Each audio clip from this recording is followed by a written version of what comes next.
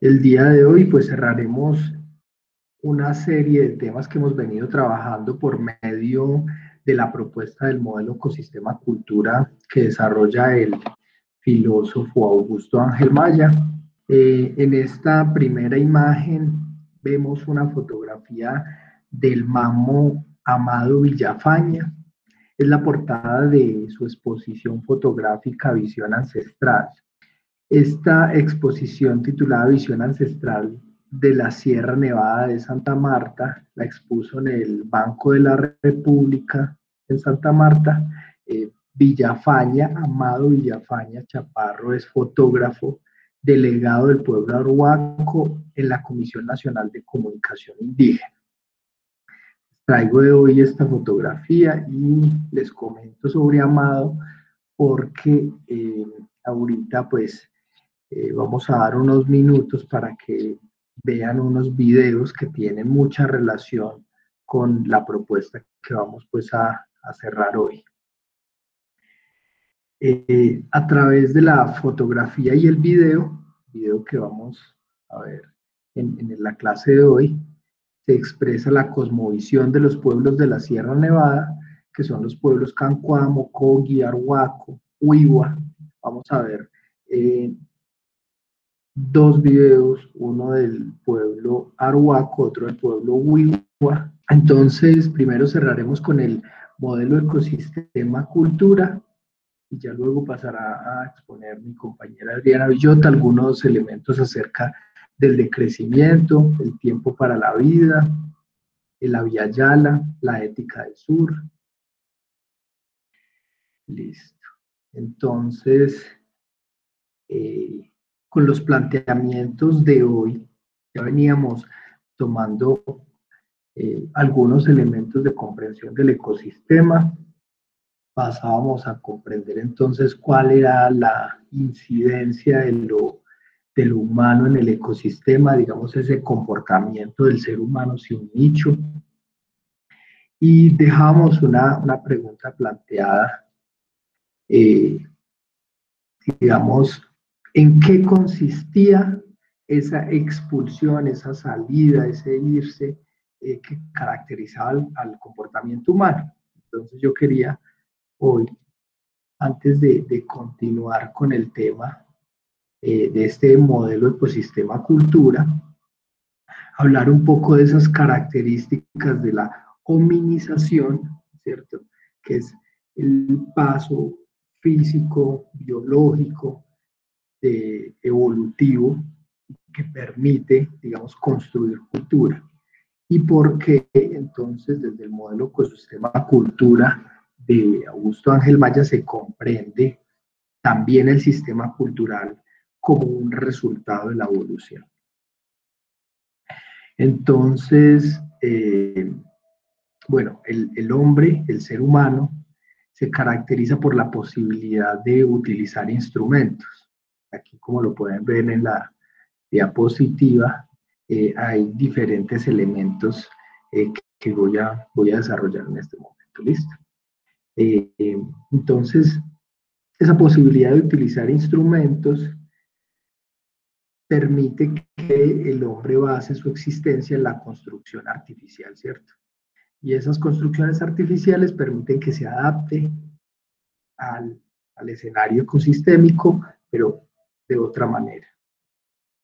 Entonces, casi que se desplaza a un segundo plano la necesidad de las modificaciones genéticas, ¿cierto? Ya la adaptación no se va a ver reflejada en un acondicionamiento físico, corporal, sino que se va a transformar el medio ambiente. Pero no son los instrumentos físicos los únicos que posibilitan una nueva forma adaptativa, ¿cierto? Entonces tenemos la instrumentalidad física que está íntimamente ligada a esas otras características que se desarrollan en la especie humana.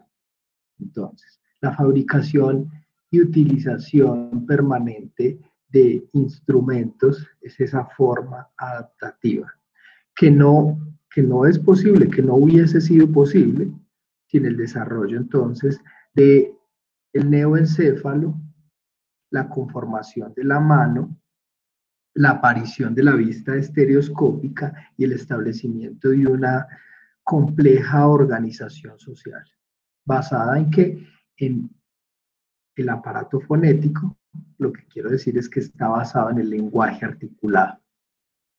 Entonces, la cultura es herramienta, o sea, la forma en que se transforma la naturaleza para poder crear dispositivos que nos permitan subsistir. La cultura es herramienta, es también organización social, establecida por el lenguaje, pero también la cultura de símbolos. La especie, entonces, la especie humana es cultura, sin embargo, también pertenece a ese mismo orden natural, ¿sí?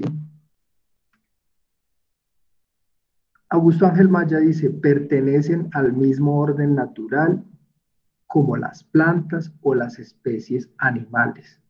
Y fue el proceso evolutivo el que condujo al ser humano hacia la adaptación instrumental, hacia la organización social, hacia la elaboración, pues, de toda su red simbólica. En ese sentido, entonces, es que se plantea que la tecnología, la organización social y el sistema o la red simbólica deberían tratarse como formas adquiridas en el proceso evolutivo de la naturaleza. ¿Sí? Entonces, el ser humano apoyado en esta nueva plataforma instrumental inicia un proceso nuevo de adaptación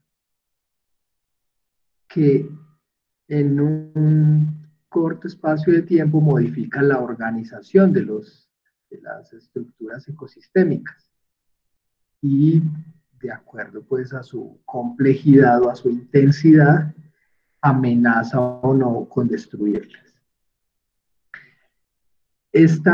Digamos que la comprensión del proceso de dominización nos permite entonces ver que el problema ambiental está, digamos que, vinculado a la existencia del ser humano, ¿cierto? El proceso evolutivo tiene que contar entonces con ese dilema. El problema ambiental es el resultado de nuevas formas de adaptación.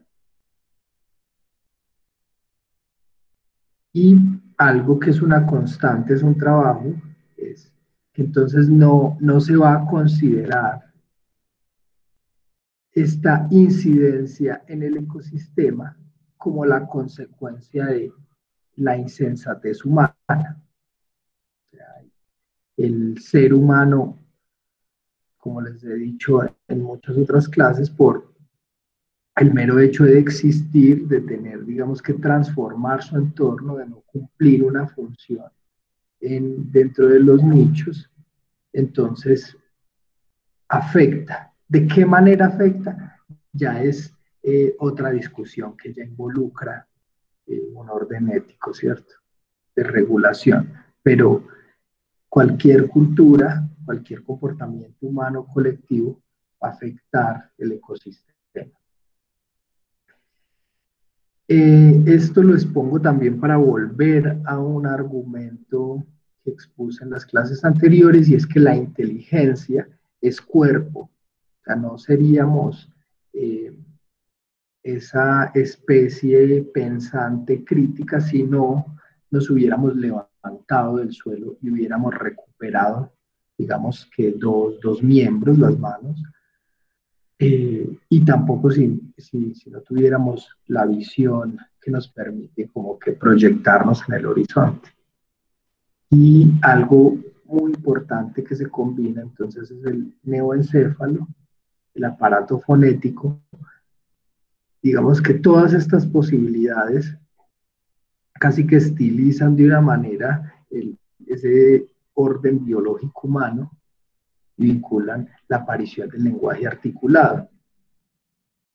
Entonces, así como para recapitular muy rápidamente, los cambios anatómicos del cráneo el hecho de que ya nos sostengamos sobre dos miembros, ¿cierto? Sobre las piernas, sobre los pies, hace que también levantemos el cuello y se desarrolle la faringe.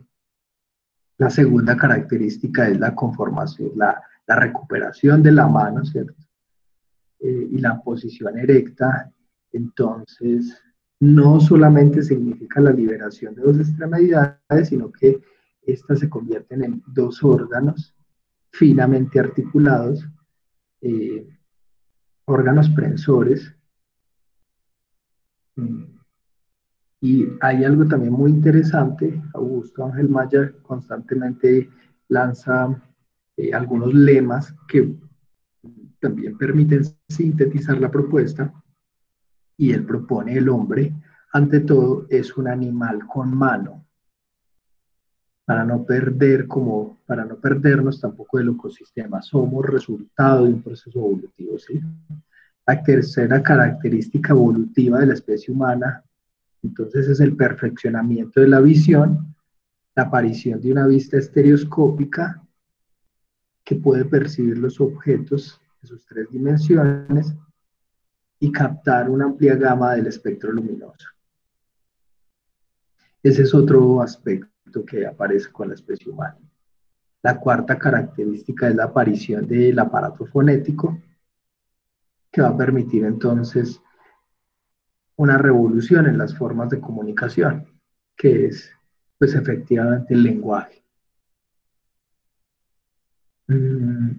La aparición del neoencéfalo, digamos que es muy importante en términos de síntesis, porque está implicado en funciones cerebrales como la generación de órdenes, el control y comprensión del orden espacial, la percepción sensorial, el pensamiento consciente y el lenguaje.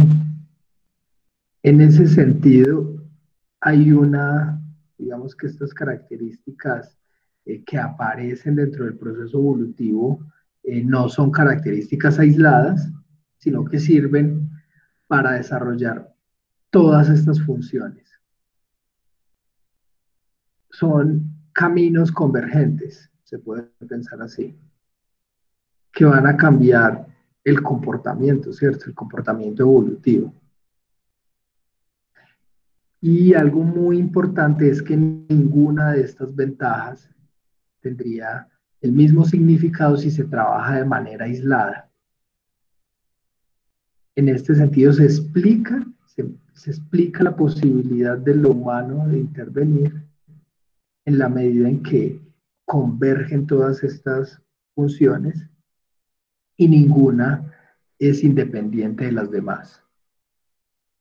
Este elemento de lo relacional, de todo vinculado, va a ser un elemento que nos va a permitir también comprender más adelante esa visión, digamos, que tienen diferentes culturas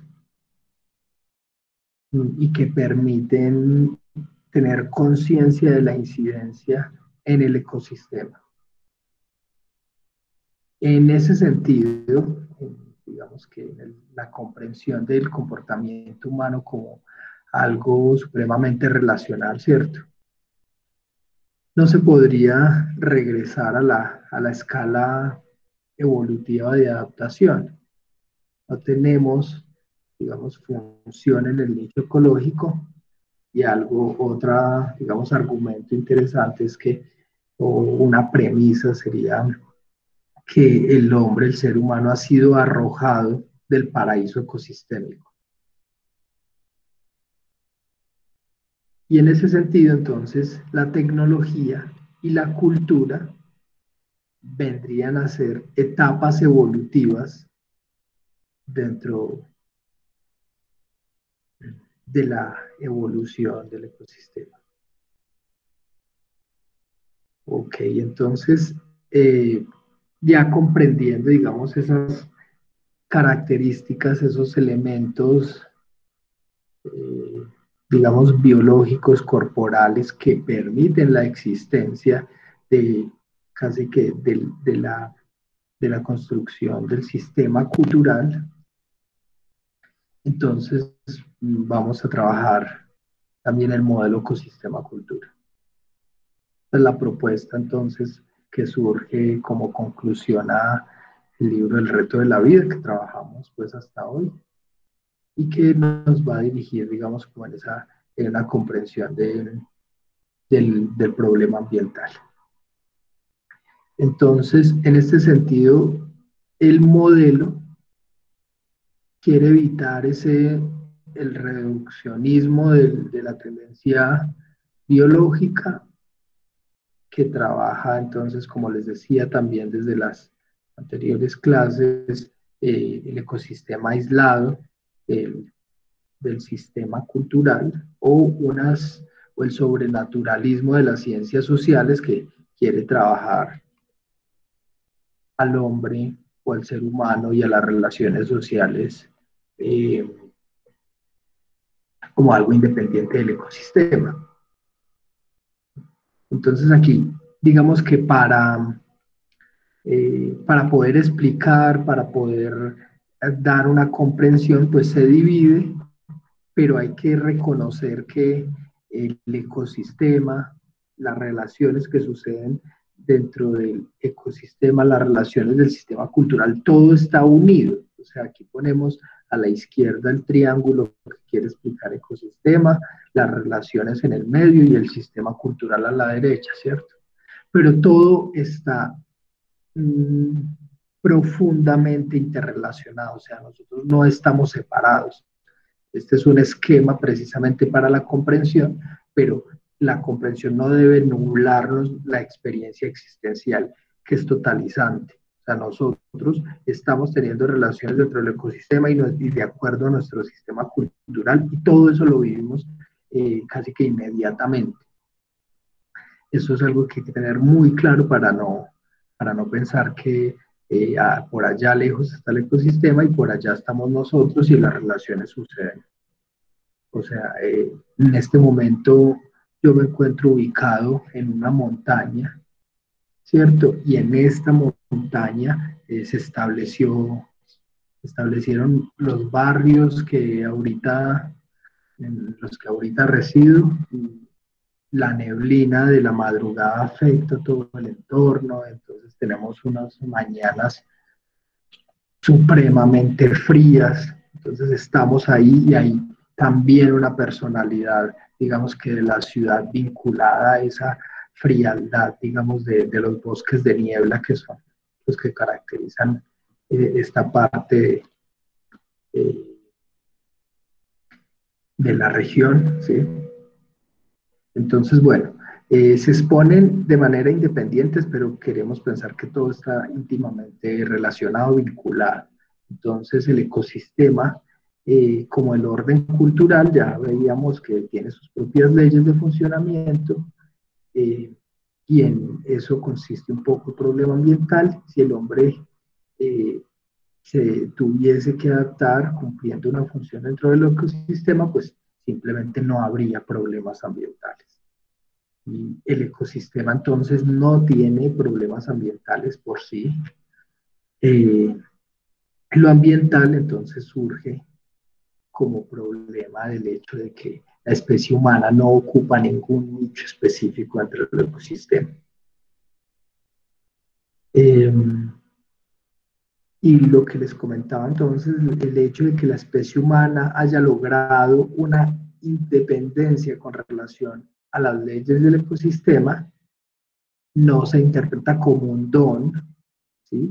Sino como el resultado del proceso evolutivo.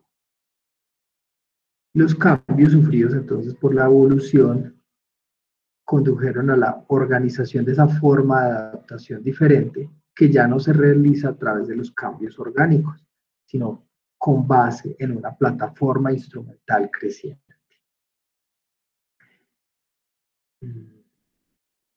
Esto es lo que nos invita entonces a reflexionar como eh, la expresión cultural como una etapa evolutiva, ¿sí?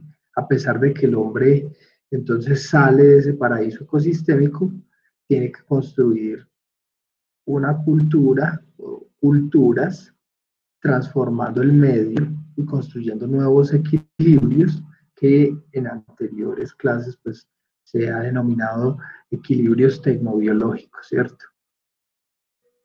Pero la creación de una cultura no puede entonces prescindir de las transformaciones del medio ecosistémico. Y ahí entonces tenemos conciencia, como se comentaba, la historia se hace con animales y con plantas. Y aunque no pertenezca entonces al ecosistema, el hombre sigue amarrado a la naturaleza. Creo que he querido ser incisivo como en esas ideas para comprender, digamos, que aunque el sistema cultural en el que estamos, en este, digamos, como experiencia existencial nuestra, nos haya individualizado, separado, tenemos una fuerte relación entonces de dependencia para el ecosistema. Listo. Eh, para entender entonces el problema ambiental, se deben buscar soluciones correctas y entender y apreciar no solamente la naturaleza, tal como se ha desarrollado en el proceso evolutivo, hasta conformar los ecosistemas modernos, sino que también es necesario entender y apreciar el comportamiento del sistema cultural, es decir, el comportamiento del ser humano, el comportamiento del hombre. Eh, Ahora, entonces, para ser, digamos que, nuevamente más incisivo, para reiterar en estas ideas, eh, surgimos del ecosistema, tenemos esta relación A, que va desde el ecosistema a los sistemas socioculturales, ¿sí? Primero se permite la existencia de una población, y la población desarrolla entonces el paradigmas tecnológicos a través de la construcción, la elaboración de herramientas, la cultura. Entonces, la medida que depende del ecosistema, establece esa estrategia adaptativa para ajustarse, ¿cierto?, al medio. Y esto también, digamos que de acuerdo al ecosistema, también se establece el sistema cultural.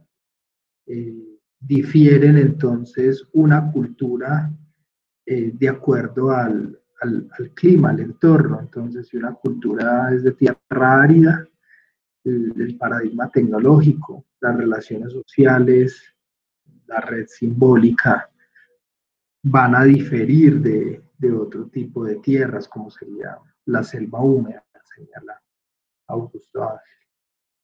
Sin embargo, bueno, en la segunda relación, pero que todavía no voy a desarrollar, la relación de impacto,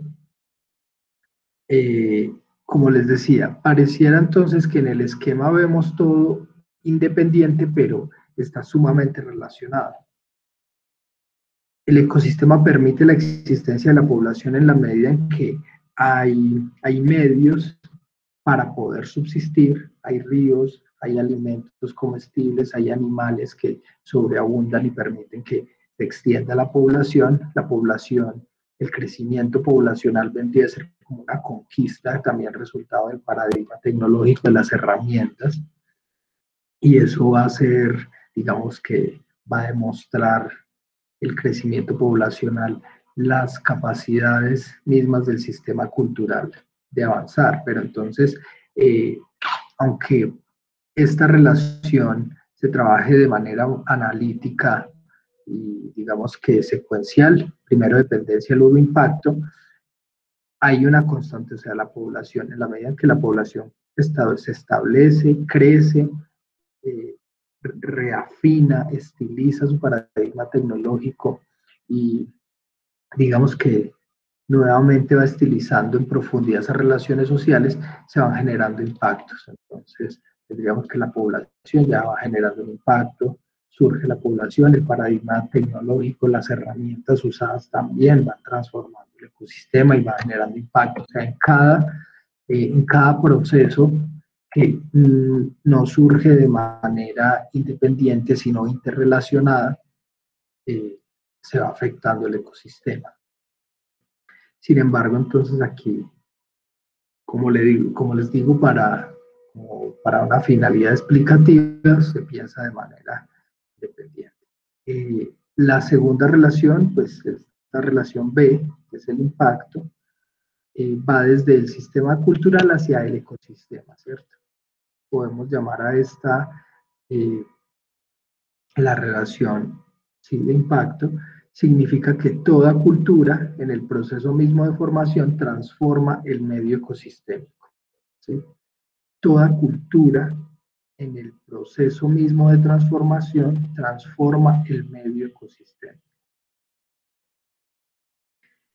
Finalmente, la relación que va del ecosistema hacia el sistema cultural, que sería la némesis, se plantea como la venganza de la naturaleza contra las culturas no adaptativas, es decir, cuando una cultura traspasa los límites, los impactos ambientales empiezan a presionar el sistema cultural para que cambie o desaparezca, ¿cierto? Lo que decíamos en clases anteriores. Se cruzan los límites y las condiciones de posibilidad de existencia se fracturan. Y en la medida en que se fracturan, pues vamos perdiendo posibilidades para habitar, para existir. Entonces, esto sucede cuando el sistema cultural no logra encontrar el camino para modificar sus conductas erráticas, ¿cierto? Finalmente la naturaleza lo sepulta en el cementerio de la historia. Esta es la relación C, la relación de némesis, y pues la primera pérdida sería pues la disminución de la población o la pérdida total, y digamos que en muchas ocasiones pues, quedan vestigios de las relaciones sociales, de la red simbólica, vestigios de las herramientas, del paradigma tecnológico, o no quedan vestigios de las relaciones sociales, sino solo, digamos, a lo que podemos acceder a través de esos entornos modificados, ¿cierto? O desaparecer totalmente. Hay culturas de las que no se tiene información, solo algún vestigio mínimo, ¿cierto? Bueno, con esto entonces se puede pensar que hoy la solución al problema ambiental puede ser tecnológica, ¿sí? Pero también se vincula con las modificaciones de la organización social y las estructuras simbólicas. O sea que la crisis actual también es una crisis cultural. Se debe o se puede empezar a pensar no solo a través de la modificación de las soluciones técnicas, sino también de las formas de organización social y de las estructuras simbólicas. Bueno, como para ir cerrando este tema, entonces tenemos que la evolución histórica no es una línea continua de ascenso, no ha sido así, por lo menos en la historia. Evidentemente, en esa quietud se recupera evidentemente el ecosistema, solo que ya estaríamos expulsados pues, desde Alejo, creo que no alcanzamos a escuchar, yo creo que unos minuticos porque se fue el sonido. ¿Desde qué punto? No sé si me están escuchando ahora. ¿Me Ahorita sí. escuchan ahora? Desde, Alejandro, desde que estaba hablando que la evolución histórica sufre unos cambios y ahí se le fue el audio. Ok, discúlpeme con el computador está fallando un poco, entonces me voy a acercar un poco más. Entonces, lo que quería invitar a pensar aquí es que en términos del sistema cultural, la evolución histórica no es una línea continua de ascenso, ¿cierto? No siempre se llega a un esplendor, pero si ese esplendor no tiene comprensión de los límites ecosistémicos, entonces al cruzar esos límites, pues queda esa sepultura, ¿cierto? Dentro del el orden ecosistémico se va a recuperar, ¿cierto? Tendrá sus tiempos, volverá a sus tiempos, y no, lo que sucederá es que nosotros quedamos expulsados. Entonces, en ese sentido, el desarrollo de la cultura puede verse y se ha visto muchas veces frustrados por los límites ambientales. Y bueno, esta idea de la crisis ambiental no es necesariamente una catástrofe, pero sí unas transformaciones profundas dentro del orden ecosistémico, ¿cierto? Bueno, creo que lo más importante ahí también es entender que no solo se trata de, digamos que de elementos tecnológicos, sino también de modificar las relaciones sociales y la red simbólica. O sea, el sistema cultural debe modificarse para comprender esos límites, que es un poco lo que veríamos ahorita. Creo que hasta ahí iría mi exposición.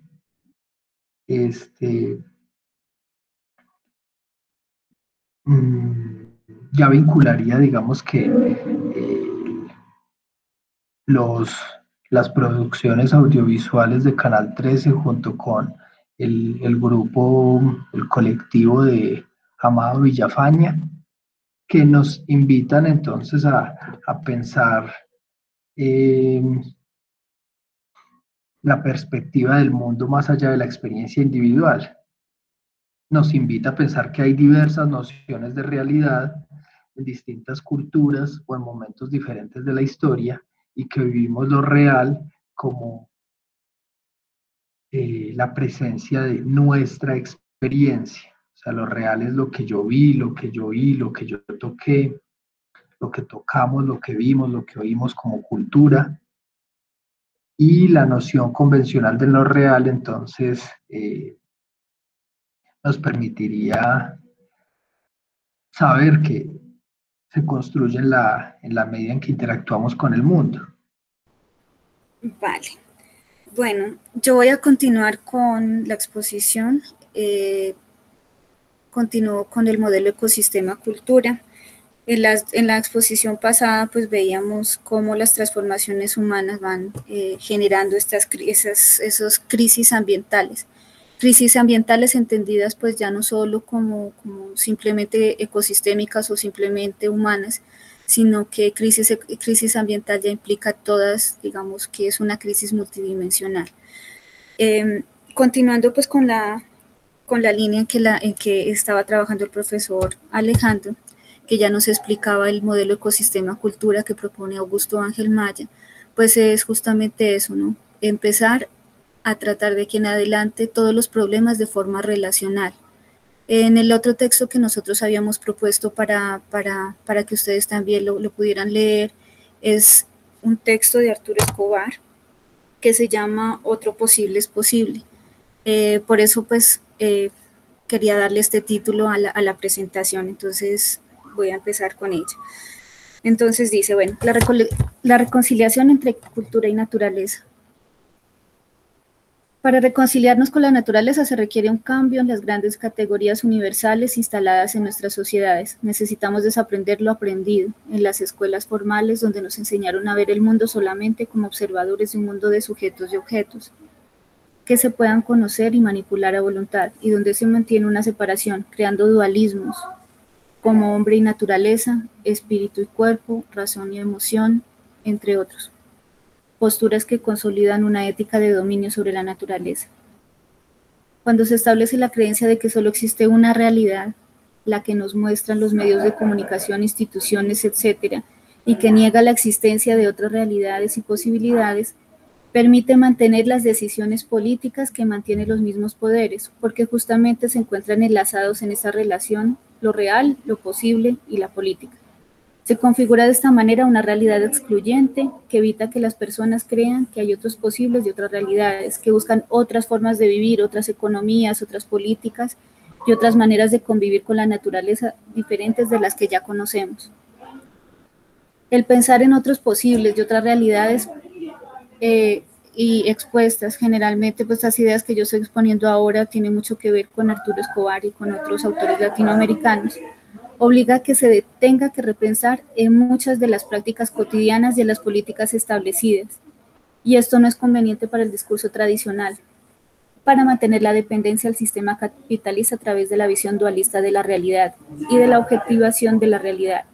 Continuar con la creencia de que la economía, la sociedad, la política, la cultura funciona cada una separada, sin relación con lo demás, donde el mercado es el fin de fines de todas estas construcciones y donde la naturaleza es un recurso. Todas estas concepciones son base de la ciencia económica, que es la base del capital, y su práctica de despojo y destrucción. Se evidencia en este sentido cómo las realidades que son deslegitimadas, excluidas, se dan, por ejemplo, en las comunidades de negros, de indígenas, de mujeres, de campesinos, de marginados que viven en las grandes ciudades, que tienen otras realidades que constituyen otros mundos. Y es fundamental tener conciencia sobre las interdependencias de todo lo que existe. En la naturaleza se dan relaciones y entramados, y es solo por la incapacidad que tiene el hombre de comprender, o para hacerlo más manejable, se inventó ficciones que muestran individuos aislados que son en sí mismos, como en la economía, los mercados y la naturaleza, cuando no se puede separar la economía de los flujos de la vida, ni los humanos de la naturaleza, que lo provee de alimento, en convivencia con todo lo humano que también nos constituye, aire, agua, minerales, microorganismos. La invitación que Escobar retoma principalmente lo hace por un joven activista afrocolombiano que viene de la selva del Pacífico colombo ecuatoriano, y él justamente pues hace esta siguiente reflexión. Dice: actualmente, devastada por el desarrollo, quien acepta que no podemos pensar lo nuestro con lo mismo, o damos un paso adelante o retrocedemos 20 años. Se trata en última instancia de hacer lo impensable, pensable, y lo pensable, creíble y posible. La invitación que se hace es la de construir mundos a partir de otras categorías diferentes a las que se han utilizado hasta ahora, y las que han permitido el mantenimiento de las categorías dominantes que han creado las crisis ambientales que hoy enfrentamos. Tenemos que dejar de pensar con las mismas categorías con las que piensan las instituciones que provocan las crisis ambientales, como el Banco Mundial, las corporaciones, los estados, las religiones organizadas, la academia, que siguen y mantienen reproduciendo el mismo discurso. En este sentido, pues retomamos mucho, digamos, todo lo que Escobar plantea es justamente eso: no ver la naturaleza separada, el ecosistema por un lado y lo humano por el otro, sino que ya es una forma diferente de pensar. En la diapositiva que les estoy mostrando justamente se muestra esta América invertida, donde nos invita justamente a eso, a no tener las mismas categorías, sino que podamos salir de esas categorías convencionales y podernos pensar desde otros lugares y desde otros conceptos y desde otras, digamos, comunidades. La configuración de otras formas de construir mundo se realizan, por ejemplo, con el Abya Yala. Digamos, Arturo Escobar hace esta relación Abya Yala afro-latino, por lo que, digamos, él trabaja con las comunidades afrodescendientes. Pero el término Abya Yala como tal, pues sí surge de las comunidades indígenas, que incluso se dice pues que de las primeras que hablaron del Abya Yala o el buen vivir, que va en contra del modelo económico de desarrollo, que es el que nosotros vivimos, nació de las comunidades indígenas del Cauca. ¿Qué es lo que hacen ellos? Ellos, digamos, se reúnen, hacen una serie de asambleas y, digamos, sacan como un un tratado donde ellos proponen el Abya Yala como otra forma de vivir, una forma diferente de vivir, alterna al desarrollo, alterna al crecimiento, alterna al modelo económico, donde no haya explotación, donde no haya consumo desmedido. Este concepto, digamos, Arturo Escobar lo retoma y empieza, digamos, a hacer su construcción teórica con, como les había dicho, con las comunidades afrodescendientes de acá de Colombia. Este nombre, el de Abya Yala afrolatino, esconde las historias coloniales de conquista y esclavización que le son constitutivas. Renombrar a este continente es un comienzo de intervención en la política de lo real y de lo posible, profundizar a partir de estas historias, adentrándonos en la pluralización de los mundos que lo habitan y pensar desde esas otras cosmovisiones que siempre han concebido y construido su existencia desde abajo y con la tierra.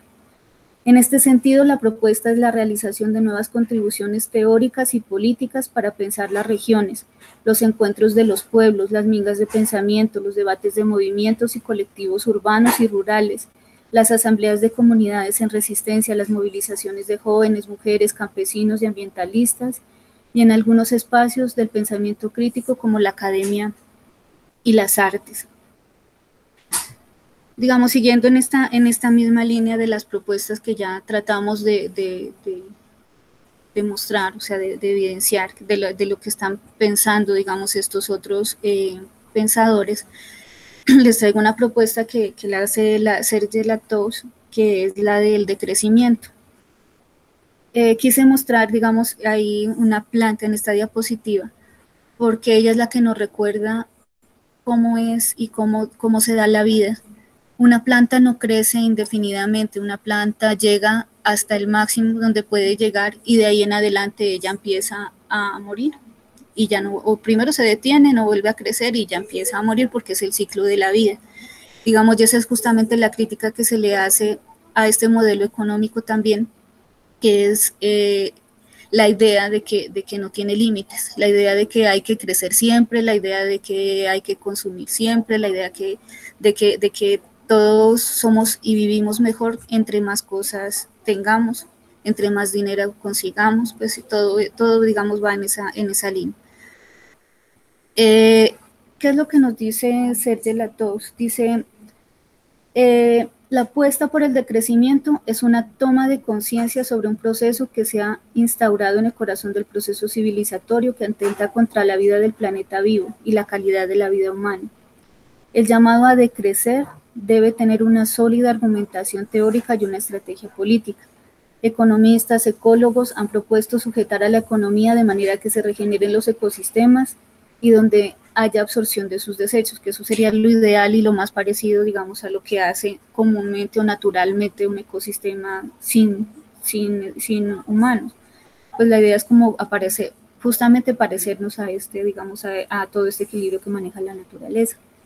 Pero la economía simplemente no es consciente y no consciente con tal receta de los ecólogos, porque les interesa es crecer. No se trata de ponerle corsé a la gorda economía y de ponerla a dieta de naturaleza para evitarle un infarto por obesidad. Se trata de cambiarle el organismo, de pasar de la economía mecanizada y robotizada, de una economía artificial y contra natura, a generar una economía ecológica y socialmente sustentable. El proyecto del decrecimiento tiene una doble filiación y cada una de sus raíces cuenta con una larga trayectoria. Procede por un lado de la toma de conciencia de la crisis ecológica y por otro el hilo de la crítica de la tecnología y el desarrollo. Dice, ya es hora de deshacernos de la obsesión por la velocidad y de partir a la reconquista del tiempo y por lo tanto de nuestras vidas. El hundimiento se acerca peligrosamente por lo que ha llegado el momento del decrecimiento, dice Latouche. El decrecimiento tan solo resulta planteable en el marco de un sistema que se base en otra lógica. La alternativa es, por lo tanto, decrecimiento o barbarie. La economía capitalista podría seguir funcionando en una situación de enorme escasez de recursos naturales, o de los llamados recursos naturales, de cambio climático y de hundimiento de la biodiversidad, etc. En esto tienen razón los defensores del desarrollo sostenible, del crecimiento verde y del capitalismo inmaterial. Las empresas, por lo menos, algunas de ellas, podrían seguir creciendo y ver cómo se incrementan sus cifras de negocios mientras hambrunas, pandemias, guerras exterminan a 9/10 partes de la humanidad. El decrecimiento no puede ser sino un decrecimiento de la acumulación del capitalismo, de la explotación y de la depredación. No se trata tanto de ralentizar la acumulación como de cuestionar el concepto mismo para invertir el proceso destructor. El decrecimiento también es evidentemente una crítica radical del liberalismo, entendido como el consumo de valores que subyacen a la sociedad de consumo. El proyecto político de la utopía concreta el decrecimiento. Consiste no en las 3 R's como propone el desarrollo sostenible, sino que propone 8 R's. Reevaluar, reconceptualizar, reestructurar, relocalizar, redistribuir, reducir, reutilizar y reciclar, 3 de las cuales, reevaluar, reestructurar y redistribuir, actualizan especialmente esta crítica. La reestructuración sobre todo plantea la cuestión concreta de la superación del capitalismo y de la reconversión del aparato productivo que debe adaptarse al cambio de paradigma. El decrecimiento está forzosamente enfrentado al capitalismo, no tanto por la denuncia de sus contradicciones y límites ecológicos y sociales, como sobre todo por su cuestionamiento del espíritu de capitalismo. Vamos, esta es una propuesta, obviamente pues hay muchos detractores también, pero me parece que es importante pues ver como todas las opciones que tenemos de aquí en adelante para ver las relaciones en las que podemos empezar a pensar los problemas y las crisis, o por lo menos unas formas, algo que tenga que ver con las soluciones. Como ya lo mostraba el profe Alejandro con los videos que mostró, con los enlaces que les dio, me parece eso que es fundamental. La otra alternativa o otras formas o otras concepciones como lo estamos viendo, esa nace de las comunidades ancestrales, son la fuente más importante de inspiración para aprender sobre posibles formas no dualistas de vivir. ¿Por qué? Porque ellos no separan el cuerpo del espíritu, tampoco separan al hombre de la naturaleza. Aborígenes australianos, indígenas de las Américas, la cosmología africana del Muntú, las cosmologías animistas, las tradiciones chamánicas, entre muchas otras. De ellas hemos aprendido muchas cosas interesantes sobre las formas de existir basadas en la interdependencia radical, encarnadas en las prácticas territoriales, familiares, espirituales, rituales, artísticas y de relaciones con la naturaleza. El caso de los grupos Kogi, Arhuacos, Huigua y Canguamo de la Sierra Nevada de Santa Marta en el noroccidente de Colombia, se encuentra una ontología relacional, fundada en la noción de que los territorios son entes vivos con memoria, un espacio vivencial de lo sagrado y lo cotidiano, con un derecho propio que encarna la relación con otros seres y el manejo o relaciones que se tienen con ellos. El reconocimiento del territorio se realiza a través de la lectura de las marcas ancestrales inscritas en los sitios sagrados desde los orígenes y que señalan el accionar presente. El propósito es asegurar la circulación de la vida a través de las prácticas que involucran conocimientos, sitios sagrados, semillas y rituales. En muchas de estas sociedades no modernas no existe el individuo, sino que existen personas en relación con los ancestros, los parientes, la comunidad, el mundo natural. Tampoco se encuentra una noción de naturaleza separada de lo humano, sino que la vida se considera un tejido complejo de lo humano y lo no humano. No hay una categoría de economía separada de la vida social, hay un apego al lugar y al territorio. Y por eso es tan importante tener esta concepción, todas las enseñanzas que nos pueden brindar. Digamos, Arturo Escobar propone, digamos, dentro de un concepto que él lo trabaja y que también, digamos, puede proporcionar herramientas, sobre todo para lo que estamos construyendo, para esa nueva forma de pensamiento, esa nueva relación, y es la siguiente. Él dice, desde abajo por la izquierda y con la tierra. Este es un lema que lo toma, como ustedes pueden ver la diapositiva de los zapatistas. Ellos hablan desde abajo y por la izquierda. Y Arturo Escobar lo que hizo fue agregarle con la tierra para que fuera pues un lema para poder trabajar. Dice, bueno, el lema es desde abajo y por la izquierda y con la tierra, tomando de los zapatistas y añadiendo la dimensión de la tierra esencial a todo pensamiento crítico en el presente. Pensar desde abajo remite a reflexionar sobre la gran producción actual, sobre las nociones del territorio. ahí hay un lema, digamos, que incluso trabajan mucho las comunidades ancestrales y dicen lo siguiente: cuando nosotros ya cambiamos ese abajo, empezar a pelear desde abajo, dice: la tierra es la que manda, el pueblo ordena y el gobierno obedece.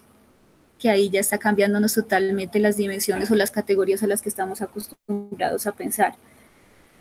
También, digamos, trabaja mucho lo de la autonomía y la comunalidad, o sea, las maneras de relación entre las comunidades, de qué manera, digamos, se puede trabajar y sacar, digamos, estas propuestas.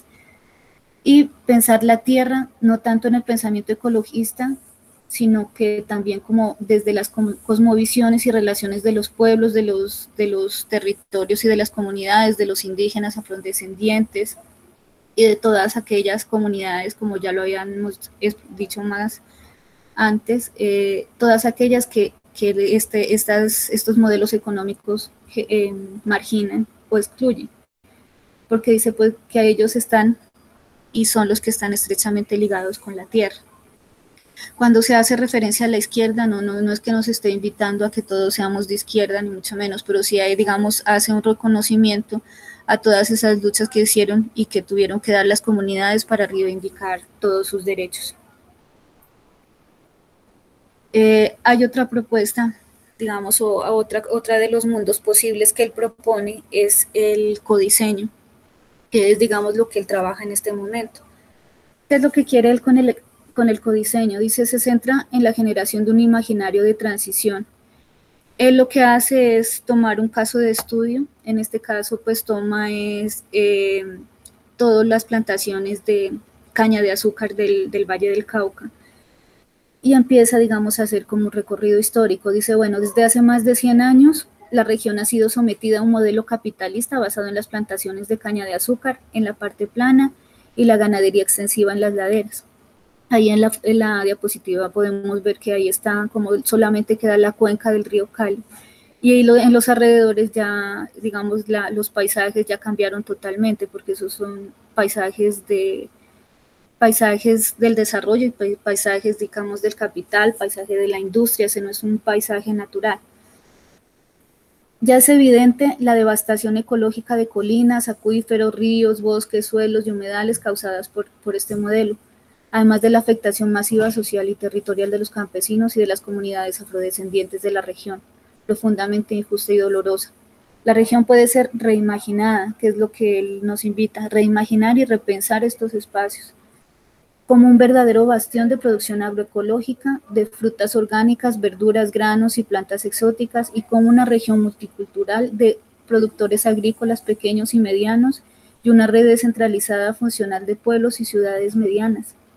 Imaginarse el fin de la caña de azúcar y del modo de vida de las clases altas y medias que el gobierno agroindustrial hace posible. Sin embargo, es un impensable para las élites y gobernantes y para la mayoría de la población. Pero no para para las comunidades que todavía, digamos, que quieren restaurar este tipo de vegetación y que quieren, digamos, apropiarse otra vez de estas actividades que eran habituales y que por estos monocultivos ya no se pudieron hacer. Se busca otra configuración socionatural diferente a la actual, incluyendo las ciudades, imaginarse el valle degradado al máximo desde las perspectivas históricas de las cosmovisiones y deseos de los grupos subalternos y otros grupos interesados por el otro. Significa ir mucho más allá de cualquier esquema de desarrollo regional conocido y de las nociones de urbanismo imperantes, demostrando que otro diseño es posible, puesto que se basa en otra lectura de lo real. Entonces, si la lectura ya no se hace desde estos paisajes, sino en los paisajes donde haya diversidad, donde haya agroecología, donde ya haya posibilidades de obtener un alimento, un sustento, ya la perspectiva va a cambiar. Incluso pues se puede empezar por la misma comunidad y digamos en este sentido pues Arturo Escobar ha estado trabajando profundamente en esta visión. Finalmente, hay una propuesta que es muy bonita, que es muy interesante. Es también la que hace la comunidad NASA del Cauca, que ellos están hablando de la liberación de la madre tierra como una propuesta incluso filosófica, se podría decir, de vida, que ellos plantean. Entonces dice, los argumentos que toma el pueblo Nasa del norte del Cauca, la liberación de la madre tierra, propone la adopción de la noción de la liberación de la madre tierra. Sí, que este sería como el verdadero concepto del movimiento, lo central, la tesis que ellos manejan, como potente principio para toda acción política. Este principio da pistas para emprender la tarea de tejer en libertad la vida, que muestra la idea de un cambio civilizatorio, de la forma hombre-modernidad antropocéntrica, que es la que nosotros estamos acostumbrados y la que habitamos, para pasar a otra que sería la forma tierra de la vida, que ya busca la relacionalidad y el biocentrismo.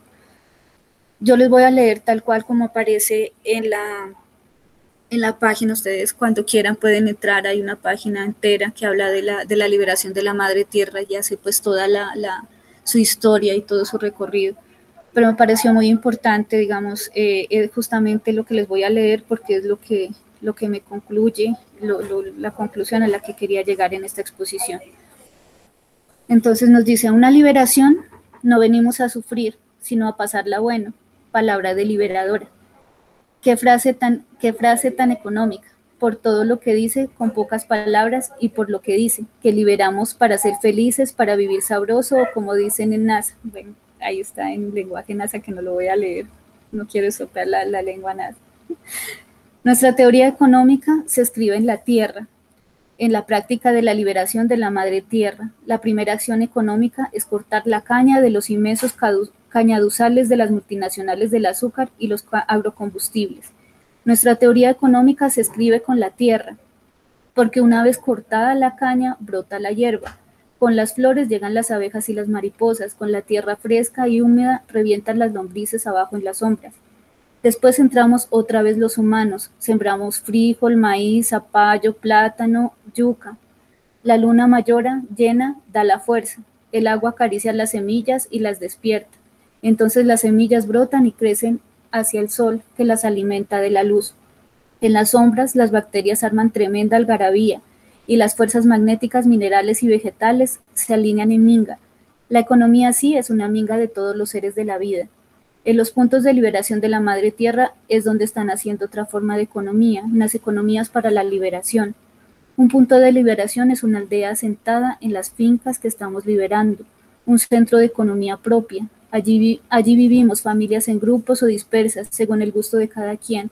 Tenemos huertas, vacas, gallinas, patos, bimbos, perros, gatos, gallinetas y así. Hasta el momento son 13 fincas que estamos liberando, 13 puntos de liberación. Cada punto se organiza autónomamente. En algunos puntos de liberación usamos todavía químicos para el cultivo, cosa que nos cuestiona y desafía permanentemente. Y tenemos problemas como cualquier familia, como cualquier proceso que intente hacer algo. Cada familia tiene su parcela, ya hay parcelas comunitarias.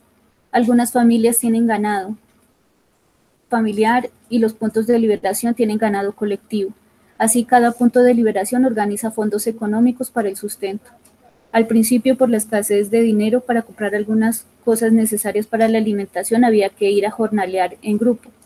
Unos puntos de liberación son más prósperos que otros. En algunos abunda más el ganado, en otros abunda más la comida sembrada, y como el pueblo Nasa somos bien come carne, en un punto se ha montado una pesa, un lugar donde se vende carne de vacas criadas allí mismo.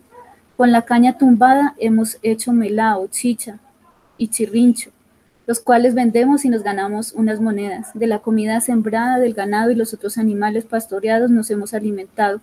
A veces vendemos leche, a veces huevos, a veces queso. Hemos tenido cultivos de zapallo, cilantro, habichuela, frijol, maíz, según la dinámica de cada punto. La comida sembrada la hemos cosechado y compartido con procesos en las ciudades, no vendida sino entregada como un don, como un regalo. A esta acción la llamamos Marcha de la Comida y ya hemos hecho 4. También tenemos algunas formas o iniciativas para toda la liberación. Vendemos camisetas, libros, estampitas, postales. Los ingresos nos sirven para financiar los encuentros internacionales, las marchas de la comida, entre otros. El objetivo no es volvernos chirrincheros, camiseteros, ganaderos o productores agrícolas. Claro, la tentación siempre estará, pero estas actividades económicas solo son medios para tener monedas mínimas con que financiar alguna cosa, porque si no lo sabían, nuestro proceso es autogestionado. La mejor decisión que uno toma es liberar la madre tierra, para uno no ser empleado de nadie. Si nosotros vamos a liberar, pero también para esclavizarnos en la ganadería o a la agricultura, para no sacar tiempo para una reunión, una capacitación, no estamos haciendo nada. Palabra de liberador. Una vez llegó un alemán y preguntó, ¿tanta tierra y no siembran? Él miraba el rastrojo, monte, crecer en lugar de la caña. Dos respuestas se le compartieron. Una, que dejar crecer el monte es una forma de economía de la liberación. Gracias al monte han regresado animales silvestres que estaban desplazados. Así la tierra sana las heridas producidas por un siglo de agroindustria cañera. Gracias a la vida que vuelve a brotar, todos los seres que habitamos en los puntos de liberación recuperamos la felicidad truncada un día por el capitalismo. En los últimos tiempos hemos implementado el cuidado de los ojos del agua y los riachuelos que surcan los puntos de liberación. 2. Que todo lo que le hemos contado lo hacemos en el contexto de una brutal guerra en contra. En la economía de la liberación tenemos que contar 320 intentos de brutales desalojos policiales y militares. Por lo tanto, los cultivos que crecen son los que se salvaron de la guerra que nos hace el Estado defensor de los ricos. En la economía también tenemos que contar que nunca lograron desalojarnos en ya casi 6 años. Con todo, la tercera y cuarta marcha de la comida las hemos hecho en el contexto del confinamiento por la pandemia y de la persecución y ataques más grandes desde que nos metimos a liberar la madre tierra. Hasta allí dejamos, tal vez estas pequeñas experiencias sean expresión de un nuevo sistema económico. Muchas expresiones similares hay alrededor del mundo y nos vamos conociendo en nuestros encuentros. El cuarto encuentro internacional de las liberadoras de la madre tierra se realizará en el 2021. Entonces, donde el tema será economías para la liberación de la madre tierra. Como hemos dicho en otros documentos, en lo concreto el monstruo ha sido derrotado en los puntos de liberación, pero nos faltan muchas profundidades y la tentación economicista siempre está ahí mirándonos con sonrisas. El monstruo acecha con químicos, con semillas transgénicas, con nuevos intentos de desalojo, porque el capitalismo no está en cuarentena, acá tampoco. Seguiremos nuestra lucha con más formas de economía desde la liberación y sin el Estado. Los abonos orgánicos, las semillas propias, las razas criollas, el cuidado de los ojos, de agua, el crecimiento del monte, el retorno de los animales silvestres y los seres espirituales, el retorno a nuestro idioma y sabiduría propia. Luchamos por un planeta donde quepamos todos los seres, un planeta para vivir sabroso. Nos dice el proceso de liberación de la madre tierra, que es la junta la que está sacando este comunicado. Y pues yo quería como concluir con esto. Estas son como las posibilidades o los otros mundos posibles que muchos están trabajando, muchos autores. Lo central que es, ellos están hablando de la liberación de la madre tierra porque ellos, digamos, se tomaron los terrenos que son digamos, de los grandes empresarios que trabajan con la caña en el Valle del Cauca, en el Cauca, perdón. Aquí ya estamos enfrentando un problema grave, porque ellos, digamos, ellos ancestralmente esas tierras son de ellos, por un desconocimiento profundo del Estado, pues obviamente se los dio a los grandes empresarios, y ellos lo que hicieron fue tomarse esas tierras ya por el gran y exagerado, digamos, proceso que se le da con la caña de azúcar. Todos conocen que la tierra se vuelve ácida, o que la tierra ya no es la misma. Entonces, digamos, ellos lo que hicieron fue justamente en esos espacios que solamente eran de las transnacionales, que solamente, digamos, dejaban entrar a producir este tipo de producto, lo que hicieron ellos fue tomarlo y ellos ahí mismo empezaron a cultivar. Entonces, digamos, lo que ellos expresan ahí es cómo de una tierra árida, de una tierra donde no existía pues ya biodiversidad, porque es lo que hacen los monocultivos, ellos empiezan a notar que todo vuelve. Entonces ellos aparte ya tenían comida, entonces ellos dicen, por ejemplo, esa es una cosa supremamente fundamental, que es lo que tenemos que pensar nosotros. Vamos a permitir que sigan habiendo extensiones gigantes de monocultivos sabiendo que hay mucha gente que ni siquiera tiene comida, y ellos nos están demostrando con algo tan sencillo que sí se puede hacer y la comida está ahí. Ellos no es que estén promocionando eso como un mercado, ni mucho menos, sino que están viendo cómo esa posibilidad de esa tierra árida la pueden convertir, digamos, o pudieron tener sus alimentos, incluso ellos compartieron esos alimentos como la demás gente.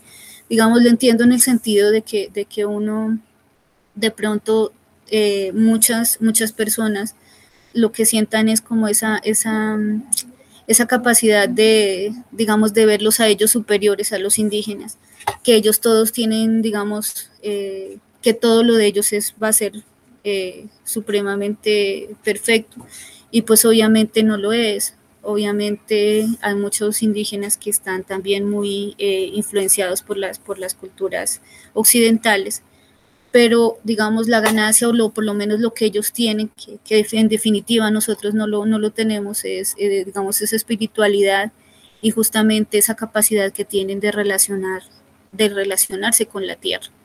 Entonces, digamos, ellos, lo que intentaba mostrar con este proceso es justamente eso, cómo ellos, a partir de lo que ellos llaman la liberación de la madre tierra, se tomaron estas tierras y están, digamos, de alguna manera diciéndonos a nosotros que la tierra, mire todo lo que pueda hacer la tierra, no es solamente de unos pocos, la tierra se está muriendo y nosotros estamos tratando de volver a darle vida a ese espacio en el que está.